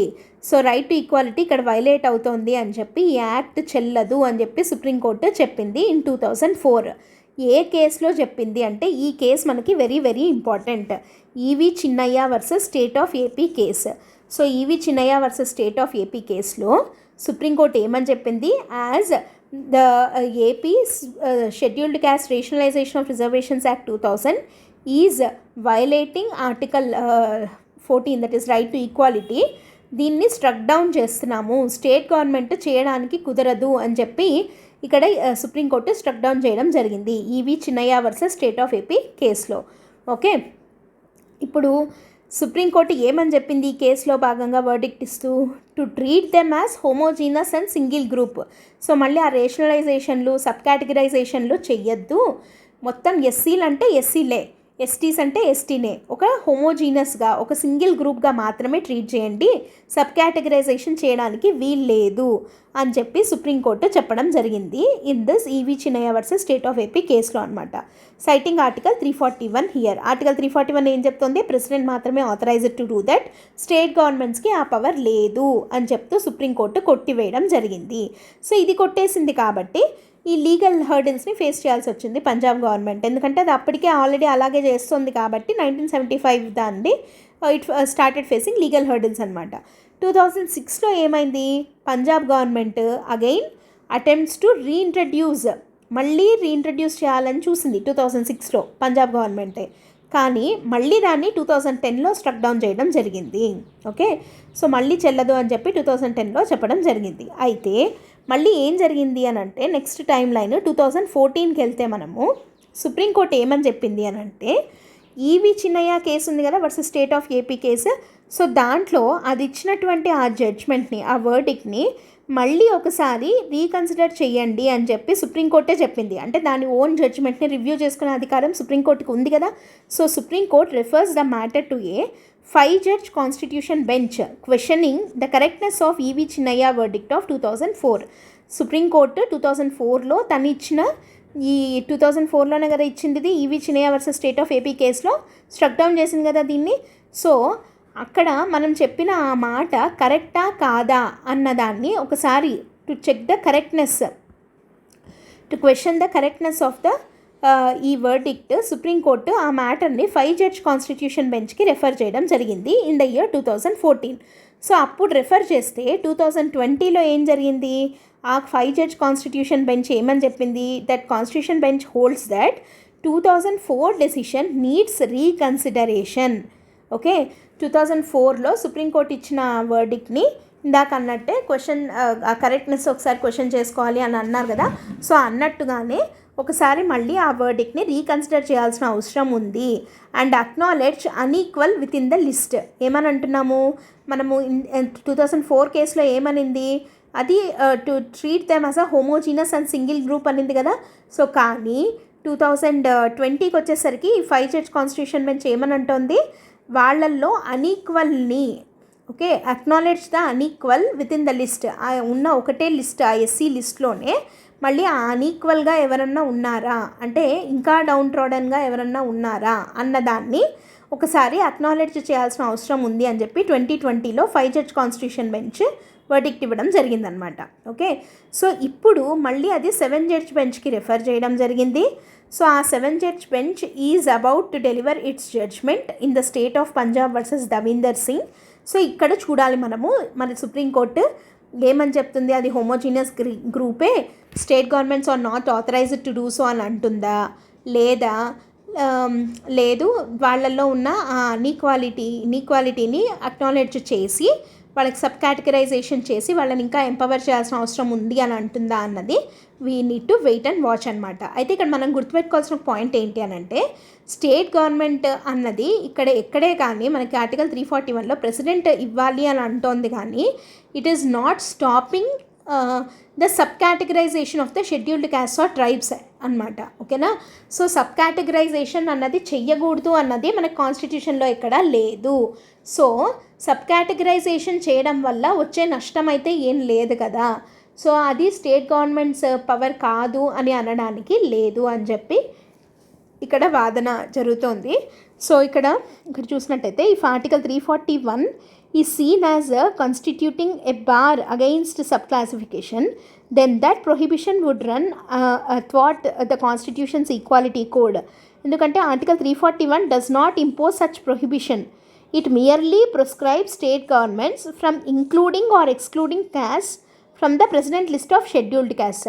అంటే ఇక్కడ 341 ఏమని చెప్తుంది, state government is not authorised to include or exclude. అంటే నువ్వు కొత్తగా ఎవరన్నా ఎస్సీగా పెట్టాలి అన్నా లేదా తీసేయాలి అన్నా, ఎస్సీ కేటగిరీ నుంచి తీసేయాలన్నా ఆ అధికారం స్టేట్ గవర్నమెంట్కి లేదు అని ఆర్టికల్ 341 చెప్తోంది. కానీ ఉన్న వాళ్ళల్లో సబ్ కేటగరైజేషన్ చేయకూడదు అండ్ వాళ్ళకి రిజర్వేషన్ అనేది ఎక్స్ట్రాగా ఇవ్వకూడదు అని ఎక్కడ ఆర్టికల్ 341 మనల్ని ప్రొహిబిట్ చేయడం లేదు. They do not act to include or exclude other caste from the list. So కాబట్టి అది తప్పేం కాదు అన్నట్టు తెలుస్తుంది. It merely accounts for inter-se backwardness within the list by providing for a greater degree of preference to the Balmikis and Punjabi Sikhs. అంతే కదా. So అంటే వాళ్ళ బ్యాక్వర్డ్నెస్ని దృష్టిలో పెట్టుకొని ఇంకా వాళ్ళని ఎంపవర్ చేయడానికి సబ్ కేటగరైజేషన్ చేయాలి, అంతేగాని కొత్తగా వాళ్ళని ఏమీ ఇంక్లూడ్ చేయడం లేదు లేదా వాళ్ళని ఆ లిస్ట్లో నుంచి తీసేయడము లేదు. కాబట్టి ఏం ప్రాబ్లం లేదు. సో ఇట్లాంటి రీజనబుల్ క్లాసిఫికేషన్స్ని ఒప్పుకుంటే బాగుంటుంది అన్నది ఇక్కడ చెప్తున్నటువంటి point. Once we see that the list of ఎస్సీస్ and STs not as homogeneous categories but as comprising different caste within differing levels of development, a sub classification will have to be judged on its own merits. మనము ఒకసారి ఎందుకు చూడాలి వీళ్ళని అట్లా homogeneous categories లాగా కాకుండా ఎందుకు చూడాలి అంటే రకరకాల క్యాస్ట్ల వాళ్ళు ఉన్నారు అండ్ రకరకాల క్యాస్ట్లలో మళ్ళీ డిఫరెంట్ లెవెల్స్ ఆఫ్ డెవలప్మెంట్ ఉంది. కొంతమంది ఇంకా పూర్తి అలాగే ఉండిపోతున్నారు, కొంతమంది మాత్రం బాగా హైలీ డెవలప్డ్గా ఉన్నారు. సో వాళ్ళని అందరినీ ఒకే ఘాటు కింద కట్టేయడము అన్నది కరెక్ట్ కాదు కదా. సో కాబట్టి సబ్ కేటగరైజేషన్కి దాని ఓన్ మెరిట్స్ దానికి ఉన్నాయి అని చెప్పి చెప్తున్నారనమాట. సో ఇక్కడ మరి 7 జడ్జ్ బెంచ్ ఏమని చెప్తుంది అనేది మనకి త్వరలోనే తెలుస్తుంది. తెలిసిన తర్వాత ఫర్దర్గా దాని డెవలప్మెంట్స్ ఏంటి అన్నది న్యూస్లో వచ్చినప్పుడు మనము దాని గురించి డిస్కస్ చేద్దాం. ఓకే. నెక్స్ట్ ఆర్టికల్ వచ్చేసి how is nuclear waste generated అని చెప్పి ఒక ఆర్టికల్ రావడం జరిగింది. దీన్ని మనము కొన్ని ఫ్యూ క్వశ్చన్స్ ద్వారా ఆన్సర్ చేయడానికి ట్రై చేద్దాం. ఓకేనా. అసలు first of all what is nuclear waste అంటే ఎందుకు వస్తుంది ఇది అని అంటే, మామూలుగా మనము థర్మల్ పవర్ స్టేషన్స్ ఉన్న వాటి ప్లేస్లలో ఇప్పుడు కార్బన్ ఫుట్ ప్రింట్ తగ్గుతుంది అని చెప్పి వాటి ప్లేస్లో న్యూక్లియర్ పవర్ ప్లాంట్స్ని పెట్టుకుంటున్నాం అనమాట. కానీ దానివల్ల మంచిదే జరుగుతుంది. I mean carbon foot print అయితే తగ్గుతుంది, కానీ వచ్చే ఒక అసోసియేటెడ్ ప్రాబ్లం దీనివల్ల ఏంటి అంటే generation of the nuclear waste. దీన్నే మనం ఏమంటామంటే రేడియో యాక్టివ్ వేస్ట్ అని కూడా అంటాము. So this radio active waste is highly contaminated and దానికి చాలా ప్రాపర్ ప్రాసెసింగ్ లేదా ట్రీట్మెంట్ ఉండాలి before releasing it into environment, లేకపోతే చాలా హజార్డస్ కాన్సిక్వెన్సెస్ని మనము ఫేస్ చేయాల్సి ఉంటుంది. సో కాబట్టి ఈ న్యూక్లియర్ వేస్ట్ అన్నది వెరీ వెరీ ఇంపార్టెంట్ థింగ్ అయిందనమాట. ఇది ఒక బై ప్రోడక్ట్గా రిలీజ్ అవుతుంది. న్యూక్లియర్ వేస్ట్ అన్నది ఎక్కడెక్కడ బై ప్రోడక్ట్గా వస్తుంది, న్యూక్లియర్ రియాక్టర్స్ నుంచి రావచ్చు, లేదా ఫ్యూయల్ ప్రాసెసింగ్ ప్లాంట్స్ ఉంటాయి కదా, సో వాటి నుంచి రావచ్చు, కొన్ని హాస్పిటల్స్ నుంచి రావచ్చు, రీసెర్చ్ ఫెసిలిటీస్ ఉంటాయి, న్యూక్లియర్ రీసెర్చ్ ఫెసిలిటీస్. సో వాటి నుంచి కూడా న్యూక్లియర్ వేస్ట్ అనేది జనరేట్ అవుతూ ఉంటుందన్నమాట బై ప్రోడక్ట్గా. అండ్ ఈ న్యూక్లియర్ వేస్ట్ ఏ రూపంలో ఉంటుంది అంటే it can be like a gas, లేదా ఒక లిక్విడ్, లేదా సాలిడ్. ఈ 3 ఫామ్స్లో ఏ ఫామ్లో అయినా కూడా న్యూక్లియర్ వేస్ట్ అనేది జనరేట్ అవుతూ ఉంటుంది. అండ్ ఆ లెవెల్ ఆఫ్ రేడియో యాక్టివిటీ అనేది, ఆ రేడియో యాక్టివ్ వేస్ట్ దేని నుంచి వచ్చింది అనే దాన్ని బట్టి ఎంత డేంజరస్ రేడియో యాక్టివ్ వేస్ట్ అది అనేది డిపెండ్ అయ్యి ఉంటుందన్నమాట. ఓకేనా. సో కొన్నేమో ఫ్యూ అవర్సే రేడియో యాక్టివ్గా ఉండి ఆ తర్వాత నార్మల్ అయిపోతాయి, కొన్నేమో కొన్ని నెలలు, కొన్నేమో even hundreds of thousands of years కూడా ఇంకా రేడియో యాక్టివ్గానే ఉంటాయన్నమాట. సో వాటిని ప్రాపర్గా ట్రీట్ చేయాల్సిన అవసరం ఉంది న్యూక్లియర్ వేస్ట్ని. అండ్ మనము టైప్స్ ఆఫ్ న్యూక్లియర్ వేస్ట్ ఒకసారి మనం చూసినట్టయితే 3 టైప్స్ ఆఫ్ వేస్ట్లు ఉంటాయన్నమాట. ఒకటి వచ్చేసి ఎగ్జెంప్ట్ వేస్ట్ అని అంటాము, రెండోది వచ్చేసి లో అండ్ ఇంటర్మీడియట్ లెవెల్ వేస్ట్, ఇంకోటి వచ్చేసి high level waste. Exempt waste అంటే ఏంటి అని అంటే, ఎగ్జెంప్ట్ వేస్ట్ అనేది సింపుల్ వేస్ట్ అనమాట. ఇది అంటే ఈజీగా ట్రీట్ చేసేయచ్చు దీన్ని. లో లెవెల్ వేస్ట్ అంటే ఏంటి అని అంటే హైలీ రేడియో యాక్టివ్ పార్ట్స్ ఉంటాయి కదా, లైక్ న్యూక్లియర్ రియాక్టర్స్ దగ్గర నుంచి, అంటే ఈ కూలింగ్ పైప్స్ ఇట్లాంటివి ఉంటాయి కదా, సో వాటి నుంచి జనరేట్ అయ్యేవి, లేదా మెడికల్ ప్రొసీజర్స్ ఉంటాయి కదా, ఎక్స్రేస్, రేడియో యాక్టివ్ ట్రీట్మెంట్స్, వాటి నుంచి జనరేట్ అయ్యే వేస్ట్ ఉంటుంది కదా, దాన్ని లో అండ్ ఇంటర్మీడియట్ లెవెల్ వేస్ట్ అని చెప్పి అంటామన్నమాట. అండ్ హై లెవెల్ వేస్ట్ అంటే ఏంటి అని అంటే మనకి మోస్ట్ డేంజరస్ వేస్ట్ అనమాట ఇది. అంటే like uranium, plutonium and other highly radio active elements ఉంటాయి కదా, ఫ్యూజన్ రియాక్షన్స్ జరిగేటప్పుడు జనరేట్ అయ్యే వేస్ట్ ఏదైతే ఉంటుందో దాన్ని హై లెవెల్ వేస్ట్ అని చెప్పి అంటాము. అండ్ వీటికి లాంగ్ లైఫ్, హాఫ్ లైఫ్ అంటాము. అంటే ఈ హాఫ్ లైఫ్ అనేది ఈ హై లెవెల్ వేస్ట్కి చాలా ఎక్కువ. ఎంత ఎక్కువ అని అంటే ఈవెన్ కొన్నిటికి గ్రేటర్ దాన్ 1,00,000 ఇయర్స్, 1,00,000 ఇయర్స్ కూడా ఇంకా అవి రేడియో యాక్టివ్గానే ఉంటాయి. ఓకేనా. సో వీటిని చాలా సేఫ్గా డిస్పోజ్ చేయాల్సిన అవసరం ఉంటుంది ఇట్లాంటి హై లెవెల్ న్యూక్లియర్ వేస్ట్ని అని చెప్పి అంటాం అనమాట. అయితే ఇది ఈ మధ్య రీసెంట్గా మనకి జపాన్, ఒకసారి మనం చూసినట్టయితే జపాన్ కేసులో ఫుకుషిమా న్యూక్లియర్ పవర్ ప్లాంట్ అని చెప్పి ఒకటి ఉంది, ఒకుమా అనే ప్లేస్లో ఉందన్నమాట. ఇది జపాన్లో. వీళ్ళు ఏం చేస్తున్నారు అనంటే దీన్ని ప్రాపర్గా ట్రీట్ చేసి పసిఫిక్ ఓషన్లోకి డంప్ చేయడం జరుగుతుందన్నమాట. సో దాని మీద ఇది చాలా న్యూస్లో అయితే రావడం జరిగింది, ఎందుకంటే చాలా హై ఇంపాక్ట్ ఉంటుందన్నమాట వీటి వల్ల. సో ఏం ఇంపాక్ట్ ఉంటుంది వీటిని ఇట్లా డంప్ చేయడం వల్ల అనంటే, చాలా సివియర్ హెల్త్ ఇంపాక్ట్స్ని ఫేస్ చేయాల్సి ఉంటుంది. ఓకే. పోస్ట్ డిశ్చార్జ్ ఒకవేళ ఆ వాటర్ కనుక కన్జ్యూమ్ చేస్తే, అంటే అది ఫుడ్ చైన్లోకి కనుక ఎంటర్ అయితే మల్టిపుల్ హెల్త్ ప్రాబ్లమ్స్ని ఫేస్ చేయాల్సి ఉంటుంది. అండ్ తర్వాత మెరైన్ ఎకోసిస్టమ్ చాలా ఎఫెక్ట్ అవుతుందన్నమాట. అంటే ఆక్వాటిక్ అనిమల్స్ చాలా వరకు చనిపోతాయి అండ్ మెరైన్ ఎకోసిస్టమ్ మొత్తం డీస్టెబిలైజ్ అవుతుందన్నమాట, అయ్యే ప్రమాదం ఉంది. అండ్ ఫిషింగ్ ఇండస్ట్రీ దెబ్బతింటుంది. తర్వాత పక్కనున్న కంట్రీస్ కూడా, అంటే లైక్ ఇప్పుడు జపాన్ వాళ్ళు పసిఫిక్ ఓషన్లో డంప్ చేశారనుకోండి, చైనా కానీ సౌత్ కొరియా కానీ ఇవి కూడా అఫెక్ట్ అయ్యేదానికి ప్రమాదం ఉంది కదా. సో ఆ కంట్రీస్ మధ్య ఉన్న రిలేషన్స్ కూడా దెబ్బతినే ప్రమాదం ఉందన్నమాట. సో ఫ్యూచర్ రిలేషన్స్ అన్నీ హిండర్ అయ్యే ప్రమాదం ఉంది. సో ఇట్లా చాలా ఇంపాక్ట్ అయితే ఉందన్నమాట.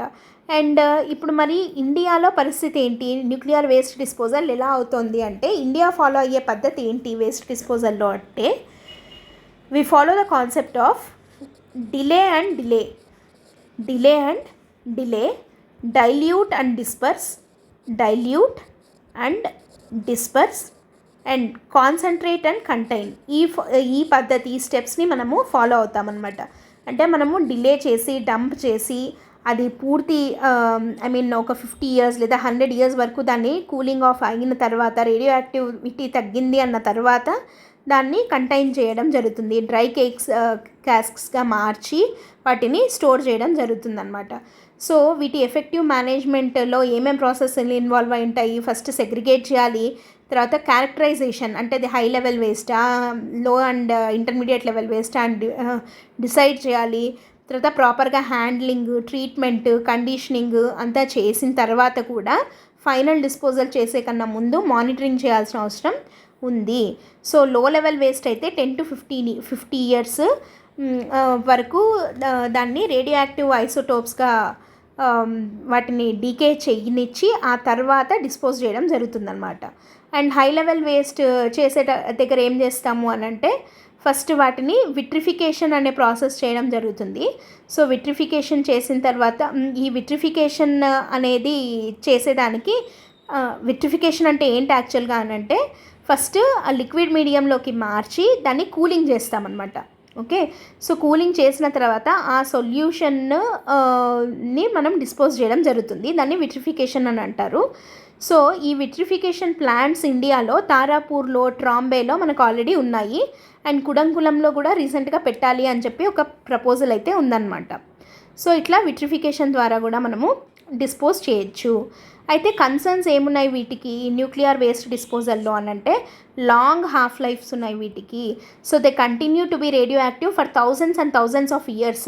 ఓకే, దీనివల్ల ఎన్విరాన్మెంట్కి చాలా రిస్క్ ఉంటుంది. అండ్ స్టోరేజ్ సైట్స్ సూటబుల్వి మనము సెలెక్ట్ చేసుకోవడము అన్నది కూడా ఒక పెద్ద ఛాలెంజ్ అనమాట ఈ వేస్ట్ డిస్పోజల్లో. అండ్ తర్వాత ఒకవేళ కనుక ఏదన్నా ఒక చిన్న ఇష్యూ కనుక జరిగితే, చిన్న ఎక్స్పోజర్ జరిగినా కానీ చాలా డ్రాస్టిక్ నెగిటివ్ ఎఫెక్ట్ని మనము ఫేస్ చేయాల్సి ఉంటుంది. అంటే ఆ చుట్టుపక్కల ఉన్న ఏరియాస్లో క్యాన్సర్ ఎఫెక్ట్ అవ్వడం కానివ్వండి, హ్యూమన్ బాడీ మీద చాలా సివియర్ ఇంపాక్ట్ అనేది ఉంటుందన్నమాట. And adverse impact on nature చాలా ఎక్కువ. ఎందుకంటే చాలా యానిమల్స్లో కానీ ప్లాంట్స్లో కానీ మనము జెనెటిక్ ప్రాబ్లమ్స్ని మనం చూస్తూ ఉంటాం అనమాట. Due to contamination of water, air, soil ఇవన్నీ కంటామినేట్ అవుతాయి కాబట్టి జెనెటికల్గా వాటిల్లో కొన్ని జనరేషన్స్ పాటు కొన్ని తేడాలను అయితే మనము గమనించవచ్చు in plants and animals. So ఇవంతా కాక ఫైనాన్షియల్గా కూడా చాలా స్ట్రెయిన్ అయిన ప్రాసెస్ అనమాట. ఎందుకంటే ఆ క్లీనింగ్ అండ్ ఎవ్రీథింగ్ సేఫ్గా ఉందా లేదా అన్నది చూసుకోవాలి అని అంటే, న్యూక్లియర్ యాక్సిడెంట్స్ జరగకుండా ఉండాలి అని అంటే చాలా జాగ్రత్తగా ఉండాల్సిన అవసరం ఉంది. కాబట్టి సో ఇన్ని కన్సర్న్స్ అయితే ఉన్నాయి for nuclear waste disposal. So nuclear power plants అన్నది ఒక పక్క అయితే కార్బన్ ఫుట్ ప్రింట్ని తగ్గిస్తాయి and best alternative for thermal power plants అని అయితే మనం అంటున్నాం. కానీ దాంట్లో అయితే ఇన్ని కన్సర్న్స్ ఉన్నాయి అని చెప్తున్నాను అనమాట. సో కాబట్టి న్యూక్లియర్ వేస్ట్ వల్ల ఉండే బెనిఫిట్స్ ఉన్నాయి, అట్ ద సేమ్ టైం దాని నుంచి వచ్చే రిస్క్స్ కూడా ఉన్నాయి. అయితే వే ఫార్వర్డ్ ఏంటి అన్నది మీరు ఆన్సర్ చేయడానికి ట్రై చేయండి. ఈ న్యూక్లియర్ వేస్ట్ జనరేషన్కి వే ఫార్వర్డ్ ఏంటి? న్యూక్లియర్ వేస్ట్ని మనము అవాయిడ్ చేయలేకపోతున్నాము, మరి దానికి ఒక వే ఫార్వర్డ్ అయితే ఉండాలి కదా, సజెషన్స్ ఇవ్వాలి కదా. సో మీరైతే ఎలాంటి సజెషన్స్ని ఇస్తారు ఒకసారి రెఫర్ చేసి ఏమన్నా ఉంటే పాయింట్స్ని మీరు కామెంట్ సెక్షన్లో కామెంట్ చేయండి. అండ్ మనము నెక్స్ట్ వీడియోలో దానికి సంబంధించి పాయింట్స్ ఏమేమి పెట్టచ్చు అన్నది డిస్కస్ చేద్దాం. Okay, so these are the articles today. And before going to end ఒక క్వశ్చన్ ఫర్ యూ ఏంటంటే, to meet its rapidly growing energy demand, some opine that India should pursue research and development on thorium as the future fuel of nuclear energy. In this context, what advantage does thorium hold over uranium? Uranium కన్నా thorium ఏ రకంగా better అని చెప్పి 3 statements ఉన్నాయి. So try to answer it and comment the answer in the comment section. So ఇవి ఇవాల్టి articles from Hindu. And before going to end the session ఒక important announcement ఏంటంటే, optional infinity programme online batches కూడా start అవుతున్నాయి అనమాట. So ఇవి 2 వర్షన్స్లో ఇవ్వడం జరుగుతుంది, live and recorded versions. Live and recorded అయితే 30,000, రికార్డెడ్ అయితే 25,000 విత్ లైఫ్ టైం వ్యాలిడిటీ మీకు ఇవ్వడం జరుగుతుంది. అండ్ ఇది మీరు అట్ అ టైం పే చేయాల్సిన అవసరం లేకుండా పర్ మంత్ 3,000 లాగా మీరు పే చేసుకోవచ్చు. అండ్ LTX ప్రొవైడ్ చేస్తున్న ఆప్షనల్స్ ఏంటంటే PSIR, PubPad, sociology, anthro and Telugu literature. So దీనికి సంబంధించి మీకు ఏదైనా డౌట్స్ ఉన్నట్టయితే you can contact this number or else you can visit the website ltxclasses.com. Okay, so that's it for today friends. Thanks for listening. All the best. Bye.